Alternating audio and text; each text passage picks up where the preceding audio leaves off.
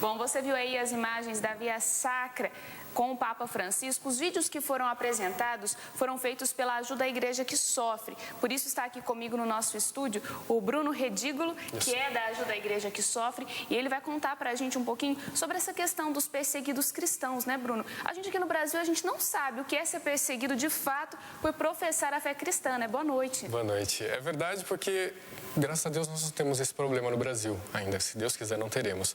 Mas é uma realidade que existe.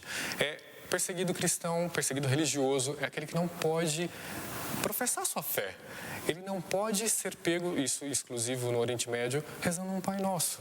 Ele não pode portar um crucifixo, porque lá no caso do Oriente Médio, há muitos extremistas islâmicos, muçulmanos. Isso falando dos extremistas. No caso do Estado Islâmico, por exemplo, que persegue os cristãos. Então, há um epicentro, principalmente Sirirá, que é onde ser cristão é quase que pena de morte. Você até falou de um exemplo mais cedo, conversando comigo, né? A pessoa carregando um crucifixo foi morta. Exatamente. Alguns anos atrás, para provar que a perseguição não é de agora, no Egito, no centro do Cairo, estava tendo uma manifestação de muçulmanos extremistas e por ali passava um taxista cristão.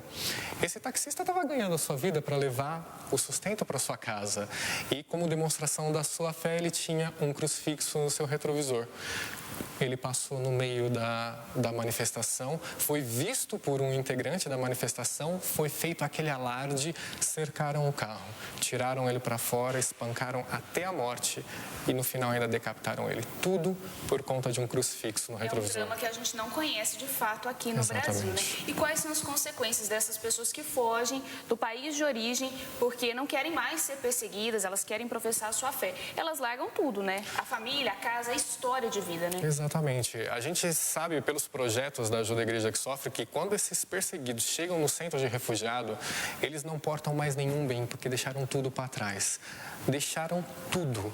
Muitas vezes até parentes que não conseguiram fugir foram pegos pelo caminho. A única coisa que eles carregam consigo são as histórias trágicas e as visões mais horrendas de mortes, corpos espalhados pelo caminho. É triste falar isso, mas acontece. É a história de vida que fica para trás, né? Exatamente. E é um assunto que a mídia está abordando muito, pelo drama que a Europa vive, mas é um assunto que já mexe com a igreja tem um tempo, principalmente com o Papa Francisco, né? Ele manifesta a preocupação a todo tempo com os perseguidos cristãos. Né? Sem dúvida, porque o Papa Francisco partilha da mesma preocupação da Ajuda à Igreja que Sofre e da igreja como um todo. Porque a gente vê na mídia os refugiados chegando na Europa, mas não vê aqueles que estão permanecendo na sua terra. O Papa Francisco sabe disso e coloca a sua energia junto com a Ajuda à Igreja que Sofre para isso. Ele fez uma doação particular, o Papa, para uma clínica São José, gerenciada pelas Irmãs da Sagrada Cruz, para entrega de medicamentos para várias pessoas que chegam nesses centros.